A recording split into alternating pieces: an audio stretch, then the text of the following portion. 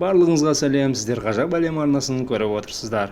Біз барлығымыз жер бетінде тек адам баласы ғана ақылды деп ойлаймыз. Дегенмен адам баласынан қалмайтын ақылды жануарлар да бар екен. Олардың ми көлемдері кішкентай болғанымен, ойлап тапқан айла тәсілдерін көрсеңіз таң қаласыз. Бұл видеода сіздерге сондай керемет ақылды жануарларды көрсететін боламыз. Сонымен бастадық.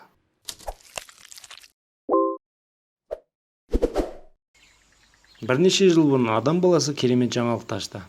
Ғалымдар ашқан бұл жаңалықта Конго ормандарында маймылдар өздеріне галага жануарын аулау үшін керемет тәсіл ойлап тапқан. Кішкене ғана жануарды аулау қаруын дайындау үшін маймылдар ағаштан бұтақты сындырып алады екен. Оны кішкене бұтақшалардан, жапырақтардан тазалап, одан кейін ұшын тістерімен үшкірлейді. Міне енді кішкене ғана жануар галаганы аулау үшін қару дайын. Енді мына керемет экспериментке қараңыз. Маймылға ұнайтын керемет дәмді тағамның үстіне ауыр жүкті қойып қойған. Маймыл жүкті ары-бері қозғалтып көріп, оған күш жетпейтініне көз жетті. Сол кезде ол адамға келіп, өзіне көмектесуін өтінеді. Бір жағынан бұл адамды таңғалдырса, бір жағынан адамның күлкісін келтіреді. Міне адам көмектесіп, енді жануар өзінің тағамын алды. Маймылдар адамдардан көмек сұрайтынына көзім жетті. Ал өздері адамдарға көмектеседі ме? Иә, маймылдар адамдарға көмектеседі екен. Мысалына бұл экспериментті байқап қараңыз. Адам қолынан затты байқаусызда түсіріп алып, оған қолы жетпейтін секілді көрсетуде. Сол кезде маймыл жүгіріп түсіп, адамға затты алып көмектеседі. Сіз меңзеп тұрған нәрсені олар түсінсе, сізге олар көмектеседі. Бірақ қолыңыздан бананды түсіріп алсаңыз, ол бананды сізге маймыл алып бермейді. Келесі экспериментке көшейік. Маймылдар команда болып жұмыс істей алады ма? Эксперимент жасап жатқан ғалымдар банандарды кесіп, тақтайшалардың үстіне қойып, банан тұрған тақтайға ұзын жіп өткізіп, ол жіптердің ұштарын маймыл отқан ұяшыққа тастайды. Екі жіптің ұшына қолы жеткен маймыл жіптің екі ұшын тартып өзіне тамақты алып жейді. Енді жіптің екі ұшын бір-бірінен алыс қойып, маймыл жіптің бір жағын тартса, жіп алынып жануар тамақсыз қалады. Бұл тестті бір шимпанзеге бірнеше рет қайталап жасайды.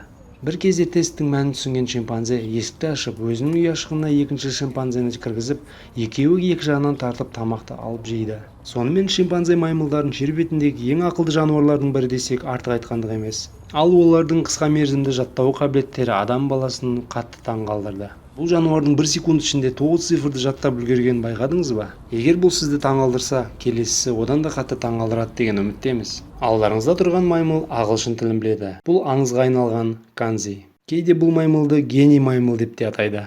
Бұл маймылдың иесі онымен қарапайым адам тілінде сөйлеседі. Дәл қазір иесі одан бірнеше бұталарды алып келуін талап етті. Енді егесі оған еш ишара білдірмес үшін бетіне маска киіп алды. Оған кілтті тоңазытқыштың ішіне қоюын бұйырды. Енді есіктің ар жағында жатқан допты алып келуін бұйырды. Маймыл бұйрықтарды екі етпей орындап жатыр. Канзидің сөздік қоры 6000 ағылшын сөздерінен тұрады. Келесі ақылдылар бізде құстар. Ол құстардың ішіндегі ең ақыллылардың бірі қарға болып табылады. Бұл экспериментте ғалым қалың ағашты столдың үстіне орналастырып, ол ағаштың тесіктеріне қарғаның тұмсығы жете алмайтындай етіп еттерді салып жатыр. Ары қарай зерттеуші құс өзін өзі қалай ұстайтынын байқау үшін оны аңдай бастады. Олар өз ақылдарымен адам баласын таңғалдырудан жалыққан емес. Қарға ұшып келіп тексеріп, тұмсығының етке жетпейтінін бірден байқады. Сол кезде қарға адамды таңғалдыратындай бір істі ойлап тапты. Ағаштан кішкентай бұтақшаны жұлып алып, онымен етті ала бастады. Бірақ бұл бұтақша өте қысқа болып шықты. Келесі кезекте ұзын бұтақша тауып алып келіп, етті алып жеп көріп, дәмі ұнаған болу керек, басқа да еттерді ала бастады.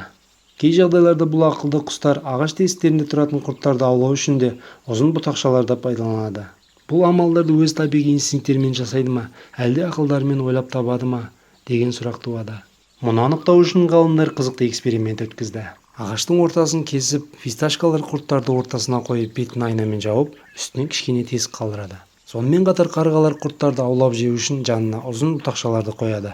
Бірақ бұл бұтақшалармен құрттарды аулау өте ыңғайсыз болды. Себебі бұл бұтақшалар құрттарды алуға жарамсыз болып тұр. Дегенмен қатты күшке салудың арқасында құртты жоғары қарай көтереді. Бірақ бұрыштан құртты бері қарай тартып ала алмайды. Енді қалай жасауға болады? Бұл құстың ары қарай жасайтын амалдары барлығын таңғалдырды. Қарға ағаштың ұшын қайырып, одан ілгек жасап, бірден екі құртты алып жейді. Бұл қарғалардың шын мәнінде ақылды екеніне көз жеткізу үшін ғалымдар бұдан да басқа эксперименттер жасады. Келесі қиын экспериментте түбінде құрты бар ыдысты жерге орналастырған. Ол ыдыстың асты жағының барлығы жабық болғандықтан қарға құртты жей алмайды. Мүмкін бұтақшамен алып көретін шығар. Жоқ, ол түбіне жетпейді. Енді биолог қарғаға кішкене көмектесіп, ыдыстың түбінде ашуға болатын есік бар екенін түсіндіріп, ол есікке сымнан тұтқа жасап береді. Құпия сырын түсінген қарға есікті ашып құртқа қол жеткізеді. Бірақ ол қарға есікті үстінен басқан кезде есік ашылатынын түсінді ме? Қазір білетін боламыз. Биолог тұтқан алып тастайды. Құртты алып жеу үшін бұл құс енді не істейді екен? Бұл құс адамды таң қалдыратын нәрсе істейді. Бұған дейін қарға таспен жұмыс істемеген еді. Бірақ ыдыс түбінде есік бар екенін түсінген ол, бұл құпияның керемет техникалық жауабын ойлап тапты. Бұл эксперимент бізге қарғаның амалдары оның табиғи инстинкттері емес, керемет ақылының жетістіктері екенін көрсетіп отыр. Бұл фактты дәлелдейтін басқа да көптеген эксперименттер бар. Тамақты алу үшін құс ыдыстағы су деңгейін көтеруге тырысып жатқанын қараңызшы.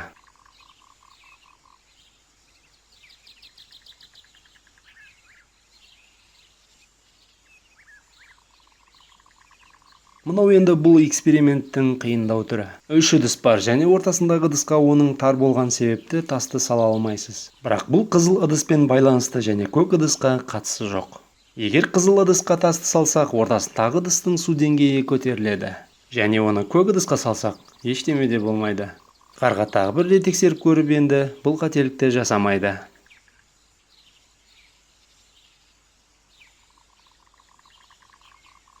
Мынау біздің тоты құс Кея. Тоты құстың алдында кішкентай тақтайшалар, және оның басты мақсаты арахисті алу. Оған еш қол жеткізе алмайды, себебі айнаның астында тұр. Бірақ оған боулинг шарларын берген кезде барлық жағдай өзгерді. Бұл әрине адамды таң қалдырады. Ғалымдар бірнеше тақтайшаларды алып тастап шұңқыр жасап қойды. Енді лақтырған шарлар сол шұңқырға тұрып қалып жатыр. Одан кейін құс қандай айла ойлап табады екен? Бір арахисті шұңқырдың алдына, ал екіншісін одан алыстау жерге қояды. Тоты құстың олардың қайсысына шарды лақтыратынына қызық болып тұр. Осыған дейін Кея мұндай экспериментке қатыспағанын ескере кетейік. Ол шұңқырдан алыс тұрған жаңғақты таңдады.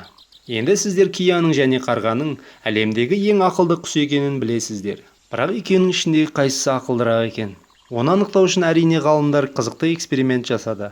Берілген ереже қарапайым. Ыдыстың ішінде тұрған жаңғақты қай жағынан болса да алып жеу. Бірақ ыдыстың әр бетінің жаңғаққа жетер жолы әртүрлі. Мысалы, мына жағынан есікті ашу керек болса, мына жағынан бір нәрсе өткізуге болатын тесік бар. Құстар ыдыстың қалаған жанынан келіп жаңғақты алуына болады. Алғашында сыйлықты тартып алатындай етіп жаңғақты жіпке байлайды. Сонан кейін бірінші тоты құсты жібереді. Ол бірден жіпті тарту керек екенін түсінеді. Қарғаның жағдайына келетін болсақ, бұл кезде жіпке құртты байлап қояды. Бұл құста ойланбастан жіпті өзіне қарай тарту керек екенін бірден түсінеді. Әзірге есеп 1-1. Келесі раунд алғашынан қиынырақ. Бұл раундта жіпті алып тастайды. Тоты құс ары-бері жүріп, ыдыстың есігін ашады. Енді Кеяға қалғаны басын есіктен қорықпай кіргізіп, мойнын созу, және ол оны жасайды. Енді қарғаға келейік. Ол да қорықпай есікті ашты. Дегенмен ыдыстың ішіне басын кіргізуге ол қорықты. Сол үшін қарға басымен тәуекел етпей-ақ мәселені шешуге кірісті, және ол да өз сыйлығын алды. Тоты құсқа оралайық. Енді ол жаңғақты шармен құлатып түсірмекші. Бірақ дұрыс емес тесікті таңдапты. Көңілі түскен ол ережені бұзып, барлық конструкцияны шайқай бастайды және өз дегеніне жетеді. Бірақ мұндай әділетсіздік үшін оған ешқандай балл жазылмады. Ережені бұзбас үшін конструкцияны қатты қатырып тастады. Осыдан кейін құс басымен жұмыс істей бастайды, және ол өз нәтижесін береді. Кея дұрыс тесікті таңдап, оған шарды тастайды. Қарғаға келетін болсақ, ол да шарды осы тесіктен тастау керек екен деген ойға келеді. Тоты құсқа қайта оралайық. Енді ол таяқты тесіктен кіргізуге тырысып бағуда. Мынандай тұмсықтармен ол әрекеттерді жасау өте ыңғайсыз. Бірақ ыңғайлы болу үшін өз қолдарын пайдаланады. Осы эксперименттердің нәтижесі бұл құстардың ақыл-ойы бірдей деңгейде екенін көрсетіп отыр. Сіздерге ақпаратты жеткізген ғажап әлем арнасы. Лайк басып өз комментарияларыңызды қалдырыңыздар. Келесі видеоларда жолыққанша сау болыңыздар.